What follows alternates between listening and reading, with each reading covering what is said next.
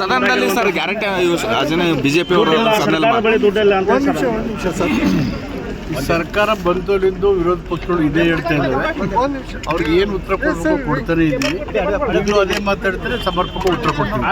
ಅಲ್ಲಲ್ಲ ಸರ್, ಅಂದ್ರೆ ಸರ್ಕಾರದ ಬಳಿ ದುಡ್ಡು ಇಲ್ವಾ ಅಂತ ಬಿಡುಗಡೆ ಮಾಡಿಲ್ಲ ಸರ್. ನಮ್ಮ 4 ತಿಂಗಳಿಂದ ಬಿಡುಗಡೆ ಮಾಡಿಲ್ಲ. ಸಚಿವರು ಸದನಕ್ಕೆ ತಪ್ಪು ಉತ್ತರ ಕೊಟ್ಟಿದ್ದಾರೆ ಅಂತ ಆರೋಪ ಸರ್. ಅದನ್ನೆಲ್ಲ ಉತ್ತರ ಕೊಡ್ತೀವಿ ನಾವು. ಸದನ ಕರೆದಿರೋದು ಸ್ಪಷ್ಟವಾಗಿ ಇದೆ ಸರ್. ಅಲ್ಲಿ 2 ತಿಂಗಳು ಸ್ಕಿಪ್ ಮಾಡಿದ್ರೆ 5,000 ಕೋಟಿ ಎಲ್ಲ ಹೋಯ್ತು ಅಂತ. ಉತ್ತರ ಕೊಡೋದು ಎಲ್ಲಿ ಸೋರ್ಸ್ ನಡೀತಾ ಇದೆ, ಅದಕ್ಕೆ ಅದು ಕೊಡ್ತೀವಿ ಬಿಡಿ ಉತ್ತರನ.